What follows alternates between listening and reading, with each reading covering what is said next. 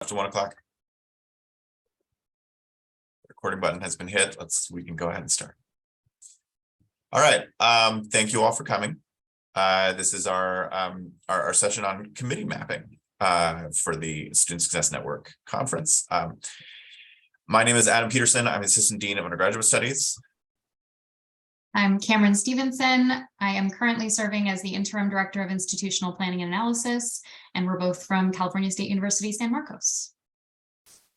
We are going to start off with taking a bit of a temperature with a few polls. So if you could please navigate to the link shown on the screen. Adam will leave that up for a few minutes.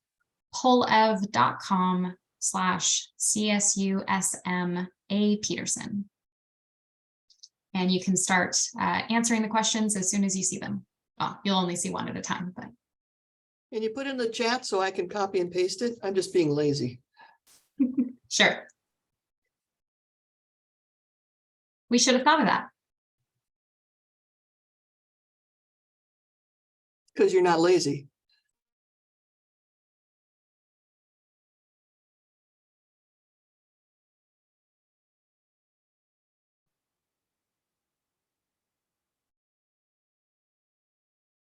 Okay.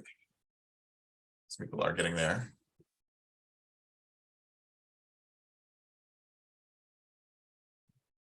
Adam, I'll continue to look at the number of participants, and I can just redrop the link into the chat as well. Okay, that sounds great. All right.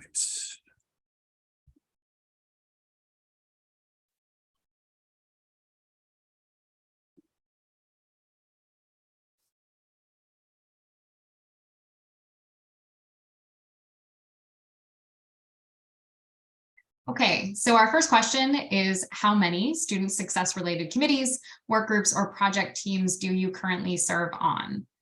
The results are coming in. It looks like most of us, a majority, serve on maybe 1 or 2, a few on 3 or 4, several of us on 5 or more, or maybe 1 or 2 of us on 5 or more, looking at the number of participants in the mix.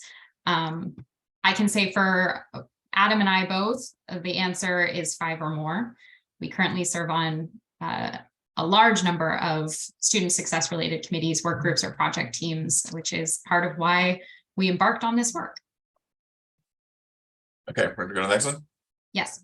Okay. Okay. An opinion question. Which of the following statements reflects your opinion about the number of student success committees on your campus? So first option, my campus really, really needs more committees. Number 2, my campus has just the right amount. We're talking Goldilocks here. Or my campus has too many committees.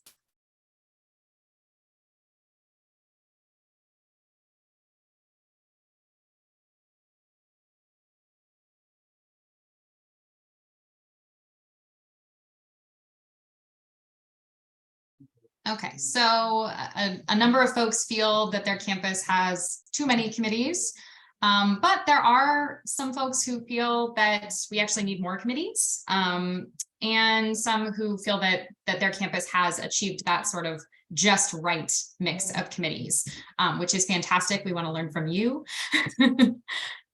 Maybe you can speak up in our question section. Okay, next question. Okay, I think this last one, or do we have one more? One more. All right, the student success committees on my campus are always very productive. Not at all a leading question.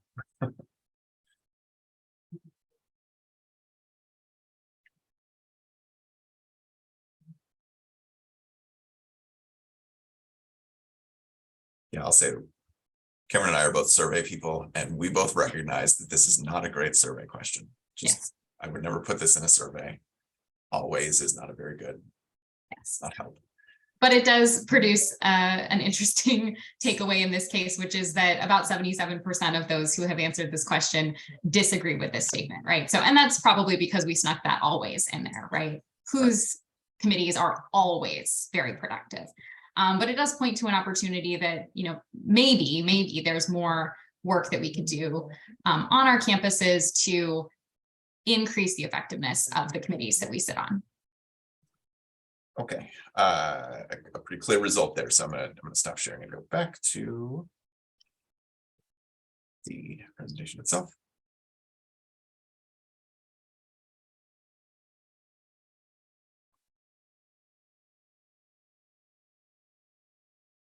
All right. Adam, I think you're sharing the behind the Sharing the wrong scenes. side. Yep. Well, don't want anyone to see my notes. Is that the right one? Or did I do it again? No, looks good. Okay. All right. So we led those questions a little bit, sorry. But I think that there's a general understanding. We're all on a lot of committees, all across the system, all across our campuses. We're all on a great deal of committees, and we recognize that maybe they're not quite as efficient as we would like. Oops. Cameron and I are here to validate that feeling, that frustration, that we all sort of again, that last question that most people disagree that they're we're always the most effective things. We're here to validate that frustration. We do think it's a problem. It's a problem at San Marcos. It's a problem across all of our campuses at the CSU, and it's a problem in pretty much all of higher ed. And specifically, it's not a new problem. It's not something that just appeared out of nowhere. But we will talk about how it might right now feel a little bit bigger than it used to. We'll talk about that in a little while. One thing we would just want to get out of the way right first, we're here today. What we'd like to help you today is to think about this problem, is to really try to put a little framework around it, to help you think about the ways that we've thought about it, to help you come up with your own ways to think about it. What we're not here to tell you how to do is fix it. Every institutional context is totally unique. We all work at different campuses. We all work in different contexts. We all work with different contexts inside our larger context of the institution. And so every institution is unique in the ways that they all present themselves are totally unique. And also because we didn't actually fix it. This isn't a problem that we set out to investigate, knowing that we were going to have an answer and we were going to be able to solve it. This isn't a solvable thing. This is something that just requires work and requires thinking. And so we didn't fix anything, but we would like to share what we did and the work that we did. So just don't think we're going to solve anything today. We're just going to talk about it. So before we dive right in, I just wanted to spend a little time giving a quick note on this session's place in this particular conference. The theme of the whole conference is sustaining momentum for equity. So what does committee structure itself have to do with equity? And equity work, particularly the equity work at the institutional level, it's really big. It absolutely has to be cross-divisional, and it has to be cross-functional. It has to be an enrollment management office working with faculty. It has to be an EOP office working with counselors and the counseling services on your campus. It has to be the learning and tutoring centers working with admissions. Like, these are all things that have to happen. All of this has to work together. And like it or not, the committee is the apparatus for that work. It's the machinery that makes the product. And so if you want to improve the product, sometimes you have to maintain the machines. Sometimes you have to try and take a look at what's going on the factory floor and see if there's something you can do about that. And then I have a small facetious note, which is, I'm saying this facetiously, but also kind of seriously. We talk a lot about champions and people needing to be champions for equity. We always need them. We always need these people, but they retire and they go and they work at a different CSU, and they build things and they have to move on. But committees, we cannot kill them. They never die. And so we have to try to figure out how we can make these things work for us. How do we restructure these things so that they actually do the thing we're trying to do? So we want to give you just a short little bit of background on how we kind of arrived at this work, how we started thinking about committee structure, and really spending some time really thinking about how we can reform it. So I'm just going to skip ahead to these two things because I think that they're so closely tied together: our institutional context and our institutional culture. Although it doesn't always feel like it, CSU SM we are a relatively young campus. We're just about 30 years old when our story here begins. For those 30 years, but especially in the last 10, it's been growing. Our campus has been growing rapidly. You might even use the word exponentially. This exponential growth. And so a lot of this growth was enabled by what we always think of as a very positive campus culture, in particular with a very strong spirit of collaboration. For a long time, for its first 20 years, CSU SM was a place where faculty and staff could get a whole lot done just through the power of their relationships, where almost every problem could be solved through just a couple of phone calls to the friends that you have across campus working in different offices. But then one day, we all woke up and the campus went from 6,000 students to 16,000 students. That exponential growth just continued. And really, we just kind of got too big to survive on goodwill and relationships. And we really needed to think about what are the structures in place for these relationships to continue and to thrive. While all this is happening, the campus began to feel pressure to raise the level of productivity and effectiveness at the same time that this growth is happening, to basically to be as effective as large as we are. In particular, the graduation initiative came along. Then GI 2025 came along, and then after a couple adjustments upwards, set some very ambitious goals for us in terms of graduation and retention. And that sort of pressure around graduation rates, eventually sort of the scope of that and the language around it sort of morphed into a lot more of a amorphous concept of student success. And every unit on campus was faced with defining student success and figuring out how it contributed to student success. And that came with a lot of pressure, both from every unit on campus, both from above them and from outside of the campus. And then, of course, the biggest external pressure of them all came. COVID turned all those dials up to 11. If you're from my campus and you've heard me talk, I use the turn the dials up to 11 all the time when I talk about COVID. So now we're all running around in our committees. We're trying to put out every fire imaginable. And a sort of interesting thing happened, at least in my brain. Before COVID, we'd go to all these meetings all the time. These student success committees and these meetings, we'd go to these all the time. We'd see the same people in them all the time. And it was just, this was our muscle. This is what we did every day. We went to these meetings, we talked to these people, we'd get a lot of work done in the hallway outside the meeting, we'd get a lot of work done walking back to our offices. But then at home, sitting at my kitchen table, there was just something about logging onto a meeting in Zoom or Teams and seeing these little boxes with everyone's faces.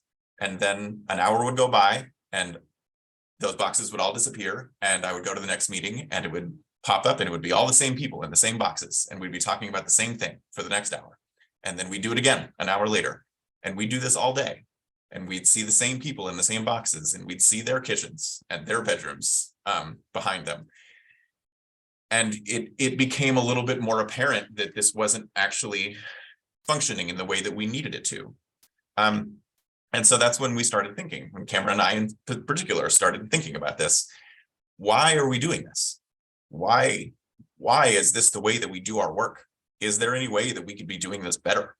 Now that the metaphor of our working life has become reality, has become our physical reality, what can we do about it? Can we really start to think about ways that we can look at the structure that we've built slowly and over time and things building upon each other? Is there something we can actually do to make it work for us? And that's when we started formally thinking about this work. So, Adam and I had many conversations about committees on our campus. We've honestly been talking about this for many years in terms of how we arrange our work to better support our student success strategy. How do we arrange our work to develop and execute on a student success strategy? So although we were talking about this, we're not the only ones, I think, who were wondering and thinking about these kinds of issues. And it eventually rose up as something worth looking at. And a group was charged by the Vice President for Student Affairs and our Provost and Vice President for Academic Affairs to look at this. So yes, naturally, we created a committee on committees. And we called ourselves the Mapping Project Team. Our partners in this work were Alan Bryan, the Director of Planning, Assessment, and Professional Development and Student Affairs, Don Formo, the Dean of Undergraduate Studies, and Regina Eisenbach, the Dean of Academic Advising and Academic Programs. And when Adam says that every meeting we opened up our screen and we saw the same boxes, these are some of those people that we saw in the same boxes over and over and over again. So really pulling from a wealth of experience serving on these committees, and in some cases serving on these committees for many, many, many years on our campus. So a lot of institutional history as well that we could learn from. So in thinking about this work, the first thing that we did was try to get our arms around what existed at that time. So mostly this was generating a list of the groups we served on or knew about. And we put them in this really attractive bubble chart and took a first pass at trying to document the relationships among the groups. And you can see just from this initial bubble chart that there are some relationships, and then there are some places where maybe there aren't relationships and there should be. But this was just really a starting point. And from there, we realized we needed to dig a little bit more into the actual work of these groups. And so we went about collecting pretty much anything we could, but really focusing on charges or charters so that we could understand how is the group formed, how is it charged, who sits on the group.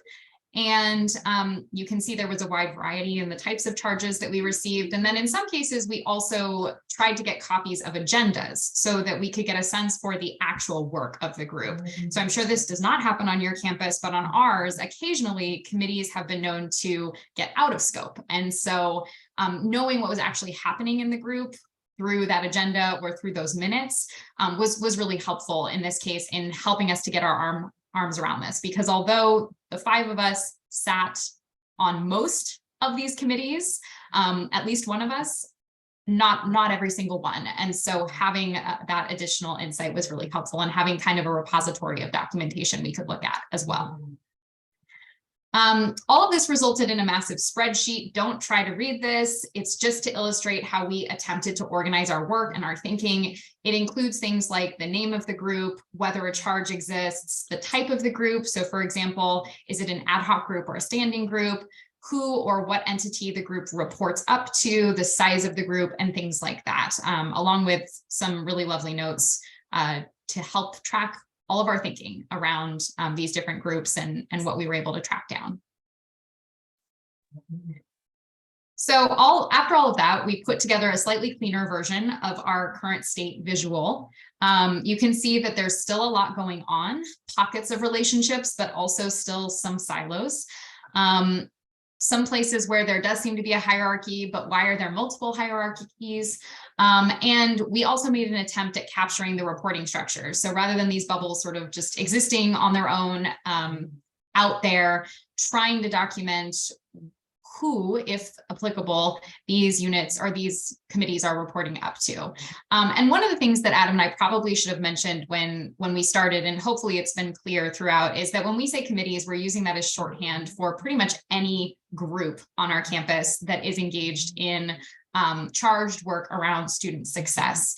And that includes committees, task forces, work groups, project teams. Some of these things come together for 3 weeks. Many of them come together and exist for years. So just so you know that we are using a very broad interpretation of the word committees here. So this visual is definitely a little bit more orderly, but I hope that it's still clear from this image that we had work to do in terms of alignment. Okay. So here's some of the things we learned in reviewing all this.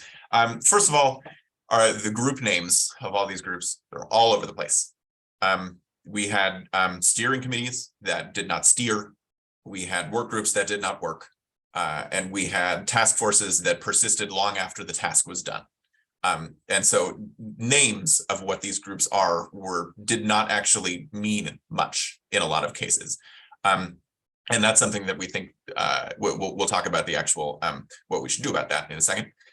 The scope of work for a lot of these groups was poorly defined, if it was defined at all. And a lot of times groups would come together to work on a particular thing, and then over time they would just add different pieces, and they would be talking about things that really had nothing to do with the original reason they got together.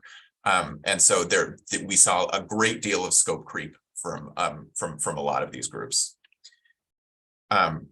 We saw a ton of overlap and duplication in the scopes that were defined and the scopes that weren't defined. And so we had groups that were working on particular topics that were the entire existence of another group. You know, we had groups that were working on transfer success, despite the fact that we had a transfer success work group, just because again, everyone's scope just sort of melted out in lots of different directions. Because we had all that overlap and duplication, we also had a lot of gaps. We had a lot of places where there weren't very clear, there were tasks or student groups or particular practices that no one really was looking at or thinking about. And so there's lots of opportunity to cover some of that within groups that ostensibly should be taking care of these things. And so there's some opportunity to fill a lot of those gaps. And really, there are very few defined goals or deliverables in any of these official committee documents. So when groups that either had charges or didn't have charges, were their goals actually clear?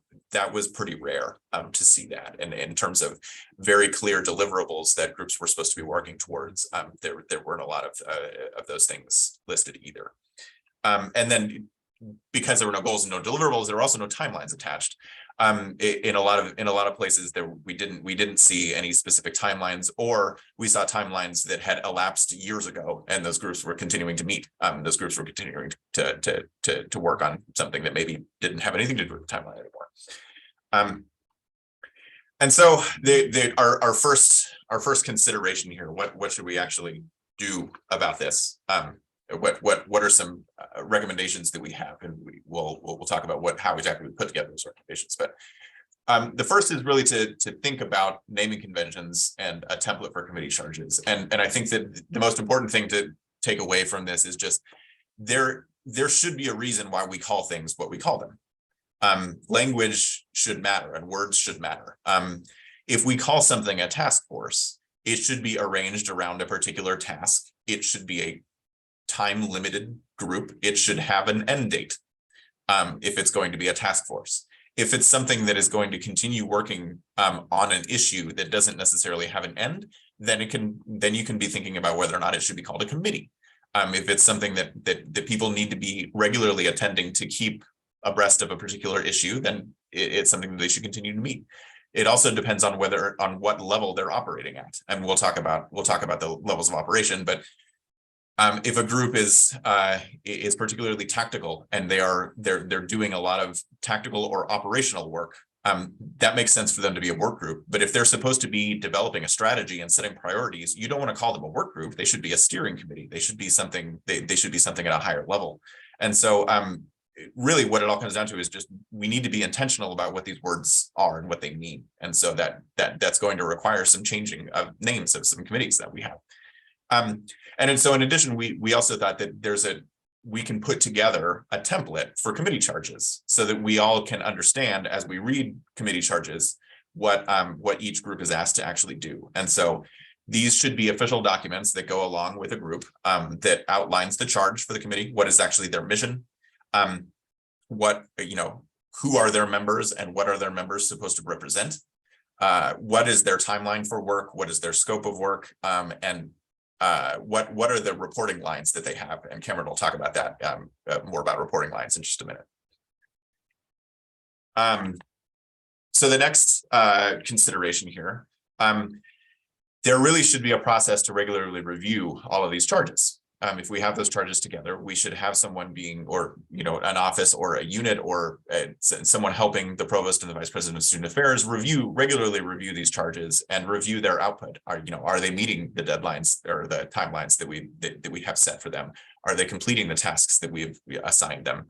Are they meeting the goals? Are they doing the mission? Are they staying within their scope, or has their scope expanded quite a bit? And so in addition to sort of regularly reviewing those charges to make sure that they're still relevant and productive, there needs to be a way for us to be done with things. If something is determined through the review of these charges to be obsolete, then it should end. I know that sounds relatively simple, but we all have a lot to do. We're all on 5 of these committees, and so we should be okay with being able to sunset things. We should be able to be okay with saying this task has been completed. We no longer need to meet with this group. We'll see you in an hour in this other group. And a lot of these cases, these things don't end so much as they evolve into another form. So like if a group's scope has expanded, maybe it just needs to be combined with another group. Maybe we need to consolidate some things so that we don't have duplicate bodies working on some things. If they're together, that's gonna produce quite a bit more.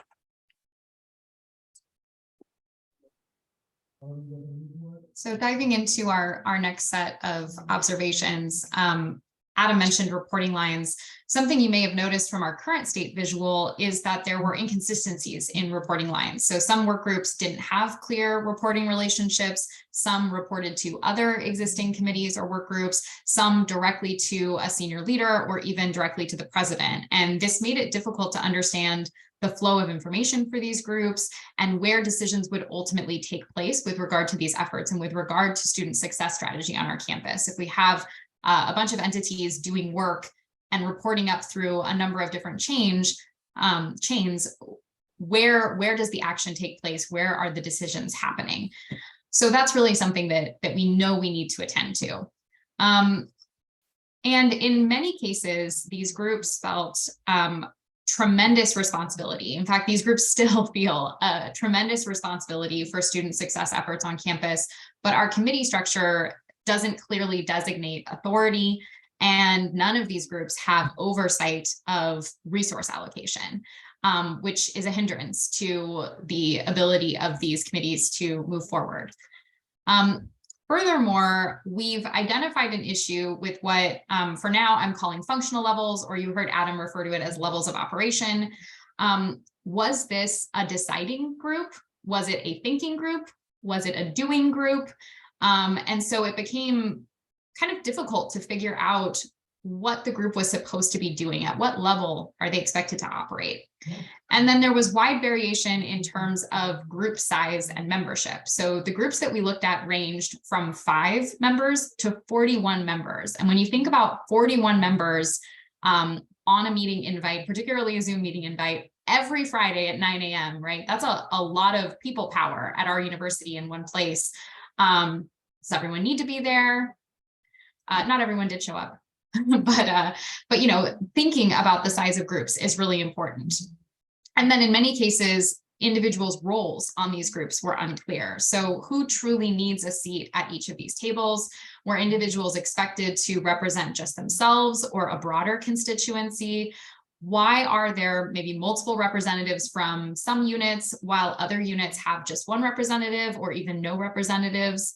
So really thinking through these issues of membership. And lastly, from our experience and the information we gathered, there was wide variation in how information was shared within, among, throughout these committees. How group activities were documented in things like agendas and minutes. Sometimes they were, sometimes they weren't. When they were, there was a lot of variation in how that was handled. And in particular, how the group's ideas or recommendations or requests could be elevated to senior leaders for decision-making and action, right? So how do we get the work of this group up to a decision-making body or a decision-making entity or individual?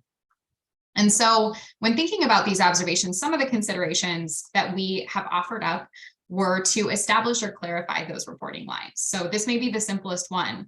Who or what does the group answer to? Who provides its directions? Who approves its actions if needed? And, you know, we did go a step further in our recommendations in suggesting that it might make sense for our campus to have one or a limited number of ultimate entities or individuals where these committees were reporting up to. So yes, there should be reporting lines specified, but in particular, if we really want a cohesive and aligned and effective student success strategy on our campus, we need to understand how all of the works of these committees can coalesce and how we can adopt that shared vision. A more complex recommendation does have to do with this idea of the functional levels or the levels of operation. So for this piece, we have found it helpful to adopt this taxonomy. I found it in a book many years ago. The citation is there at the bottom. And it was used by the University of Minnesota in some committee structures that they had done around data governance, and it just really resonated with me. And it seems to be resonating with folks on our campus as well. So we think of the executive level as the ultimate decision makers. Maybe this is the president or their executive team. Strategic groups help to provide high-level strategic direction and prioritization. Tactical groups further develop those strategic decisions through collaborative brainstorming, planning, and information sharing. And then operational groups, or in some cases, operational units, right? Maybe the units are carrying out the work and not an actual group or committee. They execute those plans and strategies.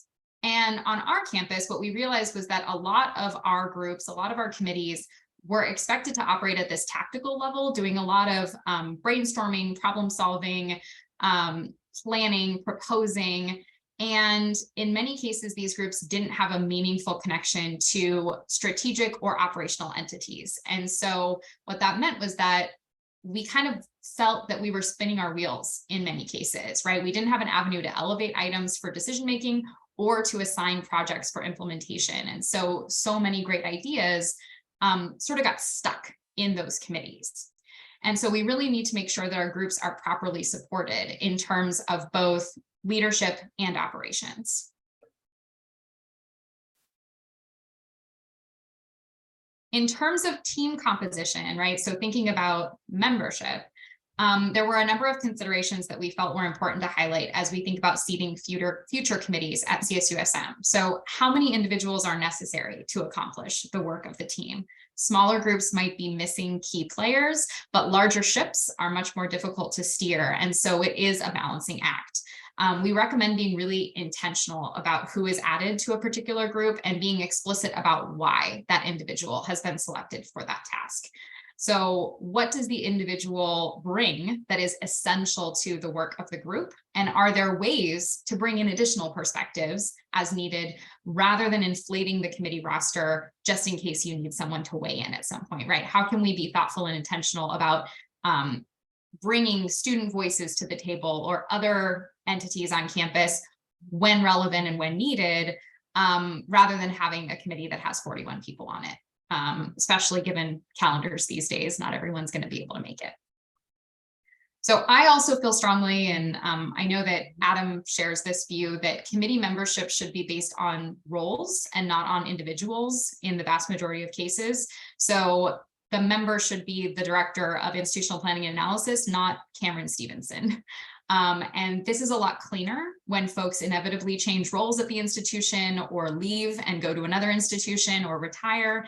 And it also helps to keep the focus on the organizational structure and the work that we do rather than on specific people. Now, in some cases, you may have a subject matter expert that maybe they're bringing something specifically from another campus where they built a program from scratch. And even though it's not what they're doing at our current campus, you really want to have that person there to advise you. That's a decision that you can make. But I think that the default being roles and not individuals is really helpful and is really what we should be striving for. And you should also consider whether the members should be elected. So for example, having academic senate nominate and vote in a faculty representative on particular committees, or whether it makes more sense for those individuals to be appointed based on their particular subject matter expertise. Either way, it's important to specify the length of the term if in fact it is a fixed term. So we observed committees that had folks as members, and it was really unclear, is this a 2-year term? Is it a 1-year term? Is this a term for the rest of this person's life? especially when we're doing that based on individuals and not on roles. Wow, that's quite a commitment for certain people. And then again, really thinking about what each individual is expected to represent and who they are speaking for. So is it their own viewpoint, just them, or is it their department? Is it their classifications, such as their staff role or their faculty role? This really needs to be explicit so that our colleagues understand their responsibilities and how they are expected to contribute to the work, right? Do we need to be going out and sharing the information that we hear in this committee with constituencies, with the folks that we represent? And do we need to be finding ways to collect input and voice from those folks, or are we just speaking from our own perspective? That should be clear. So, and lastly, and I think this is a big one, thinking through the protocol for elevating requests for resources and decisions. As I mentioned, this was where a lot of our tactical groups got stuck.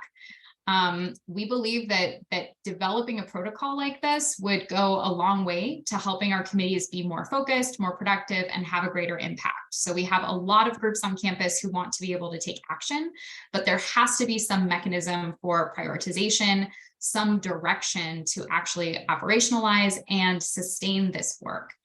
We can't completely subsist on a volunteer culture where we just all go, yeah, I'll do that this semester. If we really want to make lasting change, sustainable change, we have to make some decisions, we have to prioritize, we have to allocate some resources. So considering things like what decisions may be made by the group versus what things need to be elevated to the next level up, and how will they do that? Is there a particular format that those requests or recommendations should be elevated? How will higher level decisions be communicated back or down to the group? And then how will the work of the group be executed and using what resources? So again, making sure that there's those mechanisms for elevation and then also mechanisms for implementation, that there's a way for that group to take action.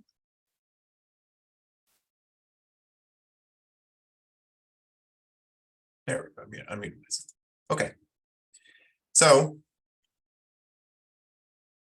this is sort of an interesting part of the presentation, and a very small bit of history. The way these things work, when you propose a session for a conference like this, we proposed this back in April, and you've all worked on things on your campus that have a certain amount of momentum.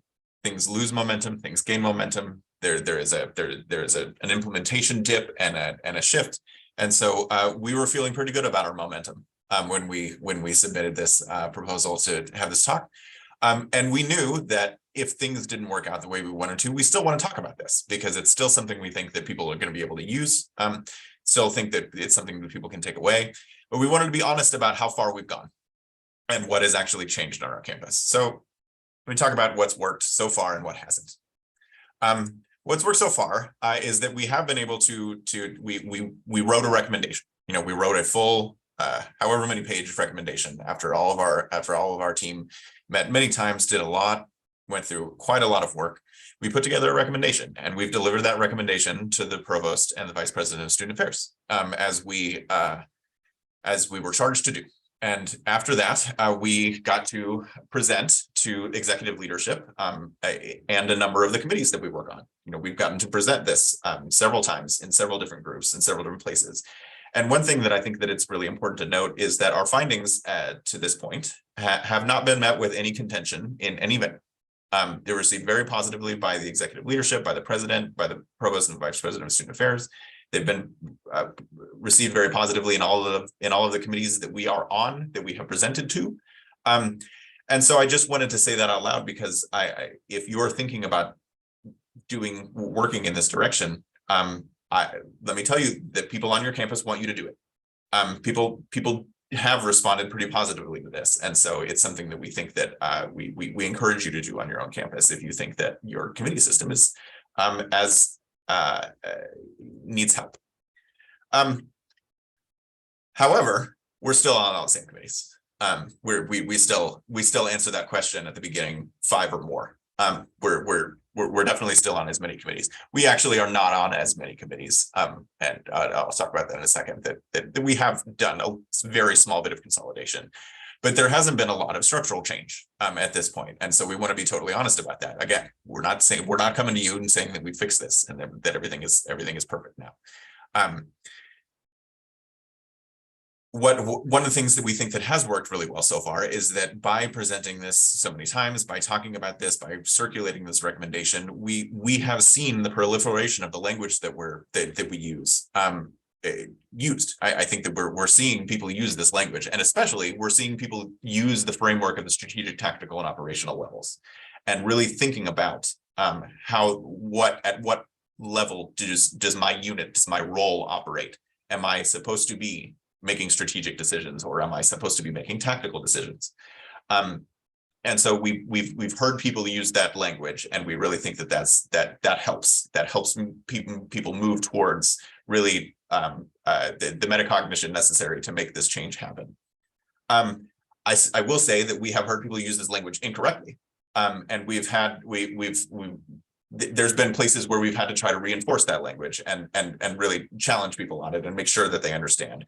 One of the other areas that we've seen some language adoption and also some challenge is in committee naming and talking about what a committee is and what a work group is and what a task force is. There's been a couple of times where we've seen a new group pop up, and we've tried to just say, like, okay, so you say this is a task force. Where's the task? Who's the force? Like we can try to use some of that language to use some of this. And I think that within our committees that we are in, we have definitely had some conversations about charges. We've had conversations about, do we have a charge here? Do we understand what our scope is? We've had a lot of conversations around member roles, as we've had some turnaround in some staff roles and some faculty roles on our campus. We've been able to have new people come in and ask them specifically, like, we want you to consider your role here. We want you to consider what you're supposed to be representing and who we are asking you to report back to and gather feedback from and bring it back to the group. And so that, I think, has been a really positive thing in talking about membership and member roles. We've also had a lot of discussions about reporting lines, about this committee operates in this particular way, and who is it delivering its output to? Who is it writing these reports for? Who is it delivering them to and expecting a response? So we've had a lot of conversations within these groups around these concepts and around these ideas. And so reporting lines is really important. However, we do feel that the decision-making and executive level response is still a challenge. We have an extra S there. It's still a challenge. That we have what we had considered to be our strategic level groups, or our highest level tactical groups, writing recommendations and asking our executive decision makers for responses, and not really receiving much work. Not really receiving a response for a lot of these things. And so that I think is still a little bit of an issue. That slide reset sounds okay. So that's still something that we are challenged with. We do recognize, however, the change does not happen overnight. I think, having said that we haven't seen probably the progress that we wanted. We recognize that Rome, which is this picture there, Rome was not built in one day. It was built in like 3 days, so it may take a little bit more time. So, but with all that to say, there has been progress. We've been in the middle of a strategic planning process over the last probably 2.5 years. Not to mention having, when we started this project, a brand new provost, and halfway through a brand new vice president of student affairs. This all happened while we were working on this and while we were presenting. The first time that we presented to the vice president of student affairs, that vice president of student affairs is not the same person as it is now. And so there's been a lot of change on our campus while we were working on this. And I'll say that when we talk about progress, in fact, we have a meeting tomorrow with a committee that which we certainly hope we are going to be talking about this, and we hope it might be the last time we meet with that committee. I'm crossing all my fingers and throwing all the salt over my shoulder, whatever we need to do. But most importantly, we believe our recommendations will be a key to some pending restructuring around student success. We're going to be, there's been a lot of work between our provost and our vice president of student affairs to think about our student success structure and the way in which we carry out a lot of this work. And we have reason to believe that our recommendations have been informing some of those conversations. We've been asked to present a couple more times. We've been asked to reflect on our recommendations. We've been asked to talk directly to the provost and vice president of student affairs on these things. And so we do feel like that's shaping some of the future here. And so we're feeling pretty positive about that. One more thing though, the last lesson that we want to share, and the last lesson that I think that we knew all along, but we had reinforced quite a few times over the course of this work. All of this work around committees and thinking about which committees report to which committees and which committees operate at which level, it's really all deck chair shuffling on the Titanic. If we're being negative, but it's really none of it makes a whole lot of sense to try to align all of these groups if there's no larger student success strategy to align them to. If we can point them all in the same direction, but we need larger institution level priorities to be able to align them all the way. If we want these groups to actually work towards some strategic priorities, then you have to know what those priorities are. You have to know who came up with them and how they came up with those decisions. We need those priorities to exist. And this is just sort of a pithy statement. We want the strategy. We want the priorities to dictate our structure. We want the strategy to actually determine what our structure is. We don't want the existing structure to be the thing that develops the strategy. And so we want to recognize that there is some larger institutional level work that would need to happen for this all to fit together in the way that we think it would be the most productive. Okay, so just to review all of our list of things we'd like you to walk away with. We think it's really important, and these are the things that went into our recommendation. We think it's important to develop naming conventions around your student success groups, all groups really. Make sure that what you call a committee makes sense as a committee. Make sure what you call a task force has a task and an end date. Really think about those naming conventions and make sure that language makes sense. And then work on developing templates for committee charges so that they have everyone on the committee and everyone outside of the committee can know exactly what that committee is supposed to be working on and what the scope is. Make sure that there's a system to regularly review those charges and those groups to make sure that they're still relevant and productive. And if they are not, then maybe something needs to change. Those groups need to either be consolidated, absorbed into another group, or maybe they can just sunset. Make sure that you're considering who is a part of a particular group and what they're representing. What are the kinds of constituents each person is supposed to have? Who are they supposed to be reporting back to? Who are they supposed to be gathering feedback from and bring to the group? So consider that as much as you can. Try to align your executive, strategic, tactical, and operational groups. Usually we don't have, it's a pyramid and it gets thinner at the top, so there's not a whole lot. Hopefully you don't have a whole lot of executive decision-making groups, but make sure that these things are aligned and we have actually clear committee reporting lines so that a strategic group has tactical groups for which they can ask to implement some of the work, and make sure that those tactical groups have levers at the operational level, whether that's other groups or specific units or specific people that can do the work at the operational level. And then really think about trying to set up some kind of protocol for elevating requests. So much of the work that we do in these areas, especially when we're talking about institutional metrics for educational equity, when we're talking about impacting those numbers, the work that we do requires funding. It requires money. It requires actual structural decision making, and that happens at the executive level. So we have to make sure that there are methods, there is a protocol for being able to elevate requests for funding for decisions, for major decisions like that. And so if those are in place, it makes these groups have a lot more action. It will help these groups to be able to be a lot more action oriented. And that is about it for our recommendations.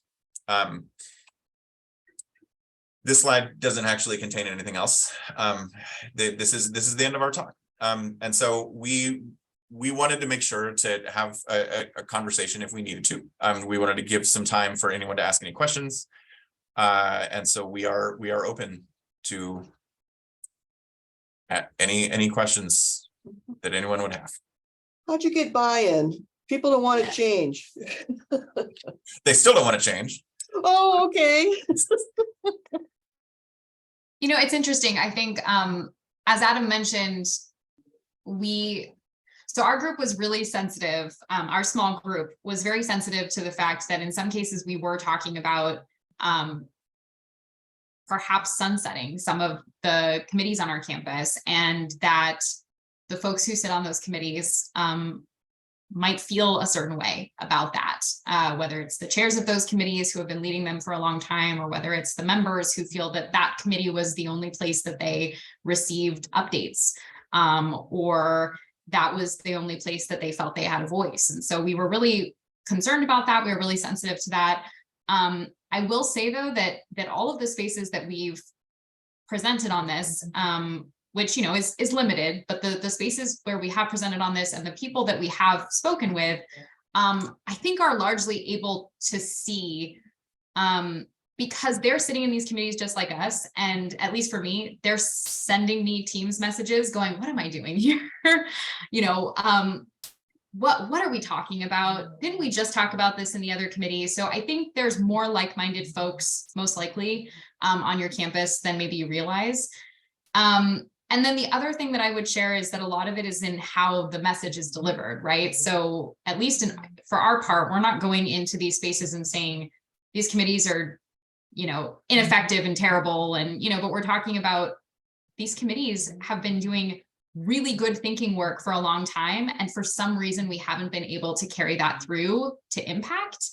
And so what do we need to change about our structure to make sure that those committees are actually endowed with the responsibility and authority that they need, or reconfigured so that they're more effective, or receive clarity about what they're actually being asked to do? And I think that just like individuals and staff who thrive with clarity in their work, I think committees also thrive with clarity in their work. So I think it's a lot of it is in the way that you package it, in the way that you talk about it, in the way that you appreciate the work that has come before.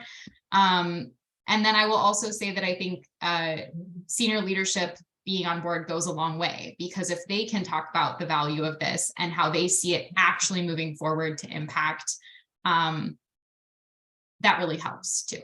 I know that doesn't fully answer your question, but just some ideas about how to think about buy-in. Yeah, no, I agreed with all that. I think that just to add on to I think Cameron's first point is that the team is really important, like who is actually on that team, and the fact that the team was made up of people who are in all the committees helps. And so, like, if you're putting together a group to think about this, make sure you're putting together a well-connected group that is able to kind of gather the information that you need, and not look like they're coming from the outside, not look like they're coming from an angle that looks like we're here to shut you down, we're here to close the door, right? Make it look like it's, I mean, it is coming from the inside, so make sure that appearance is clear.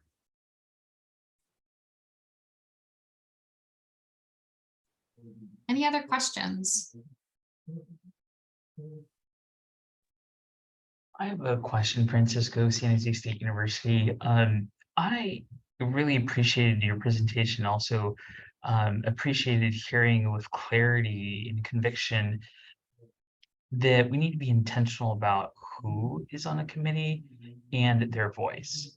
Is it their personal contributions? Is it their expertise? Or are they representing a specific body, a population, a constituent?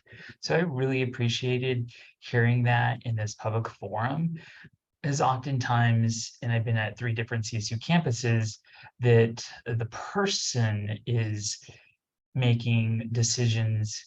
And oftentimes when we're in these conversations, it's hard to understand clearly if the opinion or statement is coming from a personal perspective, a constituent's perspective, or from an expertise perspective. And I know it's hard to understand that, but I think you've given me some more perspective that it's really important to keep that in mind when we are having a conversation about a particular decision that is going to impact people who are in the front lines or students in particular. So thank you so much for that. Thank you. And I couldn't have said any of that any better myself. I really appreciate how you articulated that, Francisco. And I'll just give a concrete example, and I'm sure you've encountered this in your work as well, all of you. On our campus, we've had committees put together where there was an expectation that a particular individual would speak to faculty matters. For example, our faculty center director. And then when speaking with that faculty center director, they're saying, I represent the faculty center. I don't represent all faculty, right? So I think that clarity is so huge for the committee to understand, for the individual to understand, for anyone who's reading the recommendations of that committee to understand, right? Like, what is that representation? And so, yeah, thank you. I'm glad that resonated with you. Yeah, I also think we've said this before, but it's super important to understand, like, if you are on a committee, it should be clear to you that you have a responsibility to whatever it is you're representing. Not only to represent that while you're in the room, but to go back to that, to your unit that you're supposed to be representing and share with them what happened, share with them what exactly is going on and gather the feedback that is necessary. If my office runs our learning and tutoring services, we have tutors. So if I think that I'm supposed to be representing LTS, I should go back to LTS and I should talk to them about what it is we talked about at this meeting. And I should say, like, oh, we're talking about withdrawals and we're talking about students are going through withdrawals. Like, tell me the things that I need to know about what's going on with our students in withdrawals, so that when I go back to the committee, I have something to talk about with them. And so it really is just, it helps the campus, and it helps the actual person who's sitting in the room to really understand what it is they're supposed to be representing. I also think that what you just said, Adam, made me think that I also think it really speaks to something we didn't touch on very much in our presentation, but transparency, which is, I think sometimes we make assumptions in the committees that we sit on that certain people are carrying information back. And then we are in other rooms with other people. And I've certainly had the experience where someone had said, but this is the first time hearing about it. And in my mind, I'm going, oh, but so-and-so from your unit sits on this committee where this was discussed. So, sometimes I think the folks on our committees who represent particular constituencies, represent their units, I think it's also not always clear what they may bring back to their units. Maybe they think that, that's for the chair to communicate out, or that's for the campus to deliver in some type of official communication. And so, but that ends up undermining the transparency of the work that we do as well, if we're not really clear about that, because we end up with information silos. And it also can contribute to the inflation of our committee rosters, because if people aren't getting information from those representatives, then they think they have to be at the table in order to get this critical information. And so it's so important to set up that, and I don't have all the answers, Adam doesn't have all the answers, right? We just think about this a lot, to think about that information flow and how we can do so in a way that, sort of respects what's going on in the committee, right? We don't want to share what we shouldn't be sharing, but also makes it really clear what can be shared, so that we promote that transparency and a broader campus voice.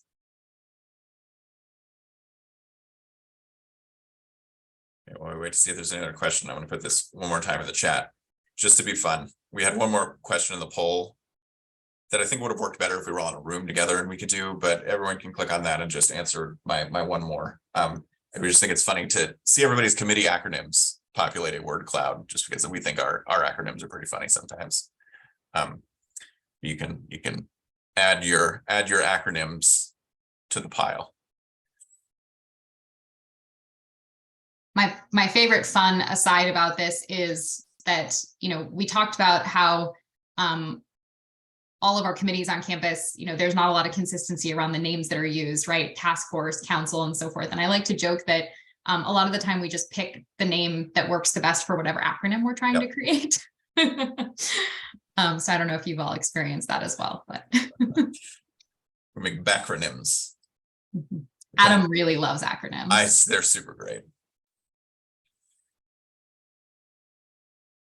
Okay, anybody have other questions? I have a question. Okay. This is Teresa. Let me get my video open here. Hi, everyone.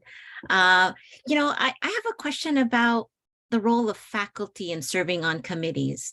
As faculty at a CSU, at CSU SM, part of what we're doing as faculty is also serving on committees, sometimes for the first time. Student success is definitely something that many faculty are committed to as part of how they imagine their role. But the structure of the university is so confusing when it's not quite in your line of who you report to. So in appreciation of your work, what would you suggest for faculty in order to better understand the roles of, say, charges, MOUs, leadership, strategic, tactical? It is, yes, a part of our institutional culture that is sometimes still not clear for faculty initiatives, for new faculty, for faculty of color, trying to help anchor some of these student success initiatives. What would you suggest to help widen the information sharing across any one institution? Thank you. Well, I don't know. That's why we say we don't know how to have any of the answers. I think that that's one of the reasons we think it's really important that we have committee charge templates, that we have some of this stuff very clearly outlined, so that when we invite a faculty member into the room, we have things that we can give them and say, like, okay, here's, this is what the scope of this particular committee is. This is who we think that we would like you to represent here. We would like you to represent faculty, or we'd like to represent your college, or we'd like to represent your discipline, or something like that. And so if we're very clear about all of these things to the people that are members of these groups, that will help. As of right now, a lot of that isn't clear, because again, we didn't fix all this stuff. We don't have all these charges. We don't have all this template. And so we think that will help. I will say that one of the things that we didn't talk about, and we think is also really important, is almost all of these committees have a student on. I have one or two students, and if you think it's confusing for the faculty, think about how the students have to feel. That are like, well, I'm on like the graduation committee, but we don't talk about graduating, and so I don't even know what I'm doing on this particular committee. And so, this is why we want to make these things as clear as possible, and we want to try to shine a light on the structure so that it becomes a little bit more clearer and more understandable. Yeah, and I think that to piggyback on that, I think to Adam's point, if we are able to move toward, right, we're not there, but if we are able to move toward a structure where there is more alignment in our committees, there's less duplication of effort, there's clearer charges, responsibilities, reporting lines, that becomes easier to document. It becomes easier to, put on a website. It becomes easier to report out on. When we have this sort of flurry of work groups and activities and projects and things like that, I mean, I'm very close to this work, and I struggle to articulate what the strategy is from all of that, right? And so I think, again, it's a journey, not a destination, but I think that's kind of where we're going with this, is if we can get to a place of alignment, shared language, things like that, we start to be able to report out to faculty or to bring faculty into the conversation in different ways. Same thing with students. I would also say that at the highest levels, if we can get some clarity around where decisions for student success are really made ultimately at the university, right? If there's a higher level body and not just all of these smaller work groups, where some of this trickles up and we can build shared understanding and we can build visibility, then there is an avenue for something to be, for example, presented on at Senate or in other spaces. But when we have, again, more of this like flurry of things, it becomes really hard to figure out what should be reported out and how do we talk about it when we report it out, and when is the appropriate time to report it out, and is it actually going anywhere? And so, you know, I think the bottom line is just that like shared language and clarity and intentionality, I think, is the path to improving a lot of those things. The other more practical consideration that I can offer is, like Adam said, if there's templates and things like that and everything looks the same, it's going to be a lot easier to onboard new folks because they can learn to read those things instead of having to navigate 8 million different formats and so forth. Secondly, you know, one of the committees that we sit on has tried to be intentional about how we onboard folks. The Graduation Initiative Steering Committee, we do get, you know, new faculty every, is it 2 years, Adam, or is it every 2 years? We get new faculty on that committee. And Adam and I, alongside Don Formo, who chairs the committee, host an orientation in many cases outside of the normal committee schedule, where we talk about where we left the committee at the end of last year.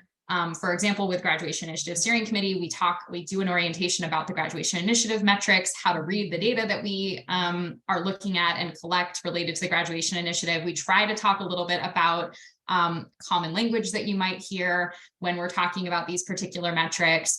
So I think that's also maybe a promising practice, right? We can't do that if we've got 70 committees on campus and every single one of them has to have an orientation. But I think there is maybe some value in that as an idea of really just being intentional about onboarding folks. It doesn't have to be a standalone meeting, but too often we just add people to invites without a lot of framing or education or background, and without that conversation about, here's what we hope you'll bring to this conversation. Thank you for your question, Teresa.